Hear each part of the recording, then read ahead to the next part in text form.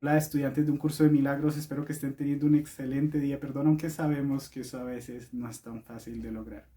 Hoy quiero tocar un tema que extracté de diferentes lugares del curso y que he dado por llamar economía del espíritu.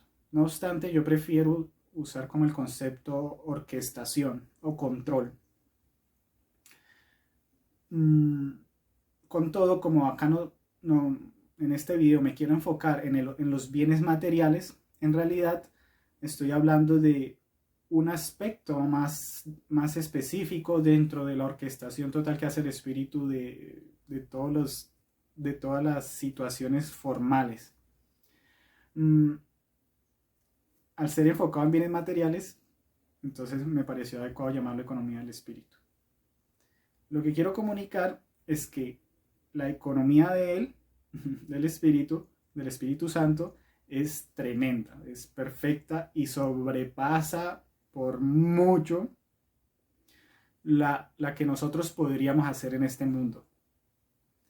De la misma manera, recuerdan cuando en el curso decía que para, para tomar una decisión tú tienes que tener, o para juzgar, para tomar una decisión tú tendrías que tener el conocimiento de una amplia cantidad de una amplia gama de factores, de la totalidad de hecho de factores, porque habla de todos los factores del pasado, todos los factores del futuro, de, y todos los factores de tu hermano y a todo nivel, es decir, conocer todo para poder definir, porque cuando tú defines algo lo estás definiendo en relación con, entonces estás hablando, tiene que encajar dentro de todo lo demás.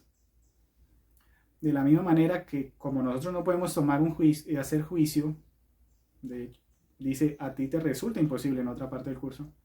De esa misma forma, tomar decisiones sobre lo material es algo que nos sobrepasa completamente. Y voy a demostrarlo a través de las cualidades que nombra en el curso acerca de, en torno a el uso que hace de los bienes materiales. Algunos son totales, algunos son propiamente de bienes materiales y otros pueden ser también aplicables a bienes materiales, aunque no se circunscriba a ello. Entonces, el primero de ellos, lo tengo anotado aquí en en mi libreta de panda. a, la, a, las mujeres les gusta este tipo de bromas. La primera cualidad es que es total. Nuestra gestión de las cosas materiales es total, la del espíritu sí. Dice que no hay nada de lo que no se hará cargo. ¿Cuántas veces nosotros nos vemos limitados? Que no puedo gestionar esto, no puedo hacerme cargo de esto. Él dice, me haré cargo de todo. No hay nada de lo que no me haré cargo.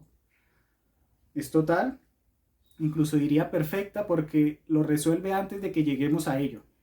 Es decir, no vamos a encontrar, mientras que nosotros siempre nos chocamos y decimos, nos chocamos con el tronco, volteamos y decimos, oh Dios, qué mal, la pasamos mal y decimos, ahora cómo retiramos el tronco del camino, está muy pesado y no lo podemos hacer. En cambio él es perfecta y total. Es justa porque dice, yo resolveré las situaciones de manera que todo el mundo gane. Esta es una de las cualidades que no se circunscribe solo a los bienes materiales, sino que los sobrepasa, pero es aplicable a ellos. Es una categoría más amplia, pero aplica a ellos, donde todos ganan. Ganan tanto en la realidad, es decir, en las cualidades propias del Hijo de Dios, todos ganan. Uno es inocente, gana invulnerabilidad, y este que gana invulnerabilidad también inocencia, cordero y león, como dice el curso. Pero también ganan formalmente, se resuelve de manera que todos están en paz. Dice, lo resolveré de manera que todos puedan estar en paz. Es diferenciadora la economía del espíritu. Diferenciadora. Porque sabe discernir lo que se necesita realmente de lo que no se necesita realmente. Dice, creo que esto es propio ya del manual de la oración, dice, lo que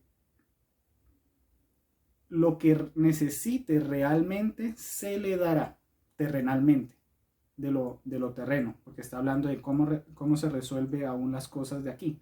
Entonces, si lo necesita realmente, en el manual de la oración dije, bueno, en el canto de la oración aparece esto, si lo necesita realmente lo recibirá, como un sobretono, cuando habla de los sobretonos, de los ecos de esta oración. Pero además, bueno, nosotros no podríamos definir la necesidad, cuando algo es realmente necesario. ¿Cuándo algo es realmente necesario? Lo sabemos en tal vez en algunos factores, en algunos aspectos o esferas de la vida, pero en todos sabemos hacer toda ese tamiz diferenciador. No creo. La otra cualidad es que es calibradora. Es decir, esto también aparece en el canto de la oración. Cuando el nivel de comunicación es lo suficientemente limitado, debe responderse la oración con un símbolo, con lo que está pidiendo, con lo que la persona podría, con lo que la persona podría entender que puede estar en paz. La oración es para estar en paz. Ese es el único problema que tenemos en el mundo relativo a la culpa e inocencia, que es, ¿por qué lloraría el Hijo de Dios si no por su inocencia? Entonces, la paz, si el nivel de comunicación es suficientemente bajo con el espíritu, necesita para entender la paz un símbolo, una materialidad. No puede recibir puramente o a secas los dones del espíritu, pero los recibirá en la oración.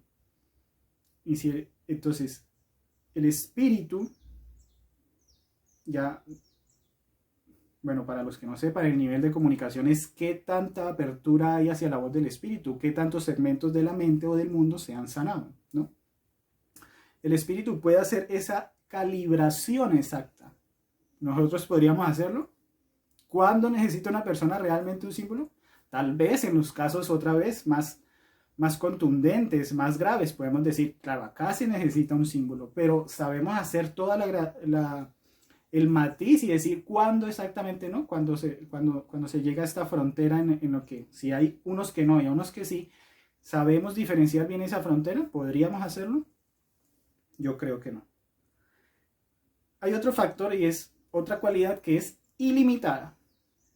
Esto me encanta, es una hermosura porque nos hace entender que nosotros tenemos que entender que todo esto nos es dado, o que todo esto no es nuestro. Es otra manera de verlo. Hay un maestro que habla de esto.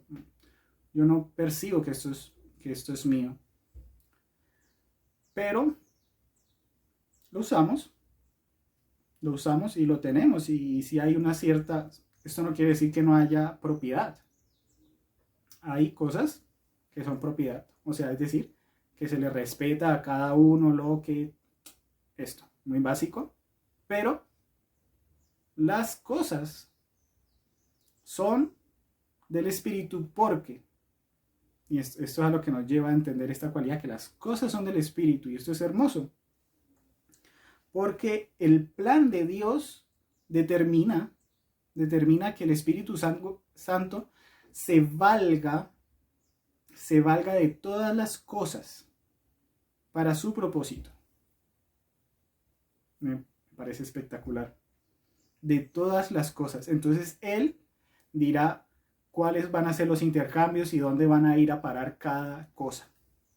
Si tú tienes, puede que tengas que regalar, puede que ahora tengas que recibir, y todos los intercambios y movimientos de cosas son del Espíritu. Y negarse a ello tiene el costo de no escuchar al Espíritu Santo, sus pensamientos, de no escuchar su pensamiento, al negar la instrucción derivada de sus pensamientos, el control derivado de sus pensamientos, al ocurrir esto, pierdes los dones, los pierdes de tu conciencia.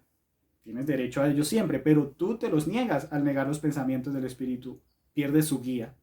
Y esto es un gran coste, dice en el manual del maestro de la psicoterapia. Hacia el final, cuando habla del pago, habla de este coste.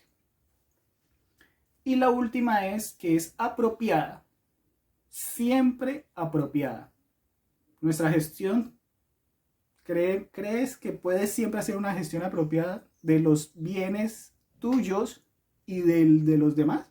¿De cuándo a tal persona le corresponde dar X o Y? Pues bueno, no lo creo. Pues bueno, acá en esta incluye tres aspectos. Tres preguntas que resuelve. ¿Cuándo? ¿Cuándo debe dar a alguien? ¿Cuándo debe haber un intercambio? ¿Y cuándo no? En todos los casos. ¿Cuánto debe darse? Exactamente. Y el tipo de bien, el tipo de cosa que debe darse, el tipo de pago. ¿Podrías tú calibrar estos tres? No lo creo. Ni yo. Por lo tanto, toda esa gestión hay que dejársela al espíritu. Cuando nosotros autogestionamos estas cosas, cuando nosotros nos ponemos a cargo de esto, no podemos sino fallar. Y dejar de escuchar al Espíritu Santo, que ese es el verdadero coste. Porque fallar en la gestión, pues al final son formas, y no estamos dolidos por las formas, aunque tengamos necesidades terrenales, no mentales, de las formas.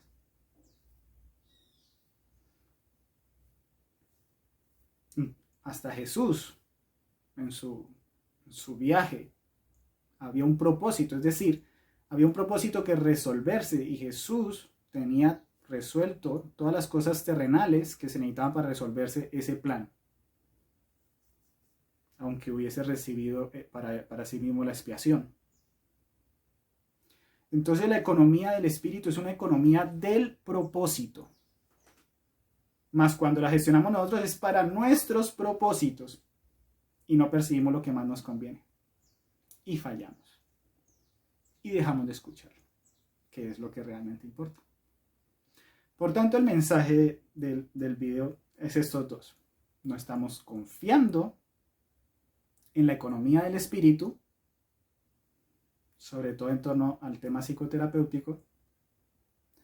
Y segundo, debemos confiar en la economía del espíritu, porque sus cualidades son perfectas. Bendiciones a todos. Espero que les haya gustado y les haya sido muy, muy, muy útil. Gracias.